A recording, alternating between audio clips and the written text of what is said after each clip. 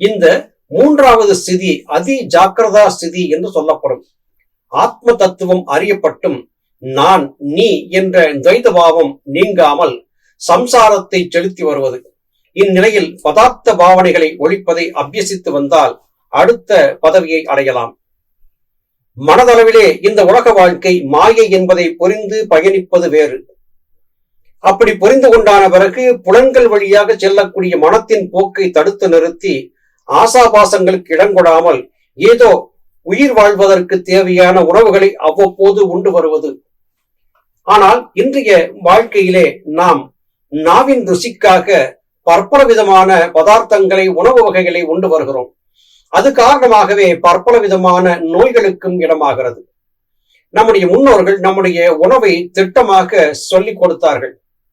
எந்த ஒருவனும் தான் வாழ்ந்திருக்கக்கூடிய பகுதியிலே விளையக்கூடிய உணவுகளைத்தான் உண்ண வேண்டும்.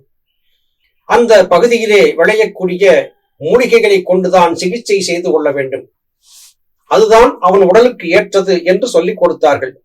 ஆனால் இன்றைய உலகமயமாக்கல் என்கிற தன்மையிலே குளிர்பகுதியாக இருக்கக்கூடிய தேசங்களிலே விளையக்கூடிய உணவுகளை கூட சுவைக்காக, பெருமைக்காக நாம் உண்ணக்கூடிய நிலை ஏற்பட்டுவிட்டது.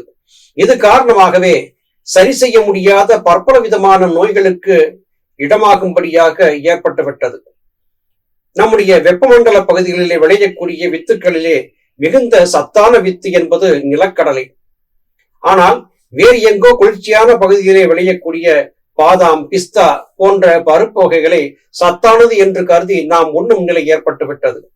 அதையாவது ஏதோ சத்து பொருள் என்று எடுத்துக்கொள்ளலாம். ஆனால் சுவைக்காக மற்ற தேசங்களில் விளையக்கூடிய தானியங்களை எல்லாம், குறிப்பாக ஓட்ஸ் என்கிற தானியம், இவற்றையெல்லாம் உண்ணும்படியான நிலை மனிதர்களுக்கு ஏற்பட்டுவிட்டது.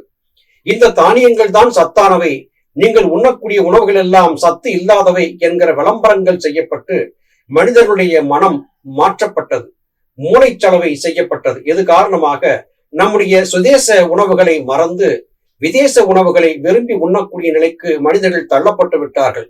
இதுவும் பற்பல வகையான நோய்களுக்கு இடமாகிறது. இந்த கருத்துக்களை அன்றே வசிஷ்டர் சொல்லி இருக்கிறார். இந்த நிலையிலே நாம் ஆசைகளுக்கு அடிமைப்பட்டு பதார்த்த பாவனைகளுக்கு ஆளாக கூடாது, நாவின் ருசிக்கு அடிமையாகிவிடக் கூடாது என்கிற கருத்து இங்கே சொல்லப்படுகிறது.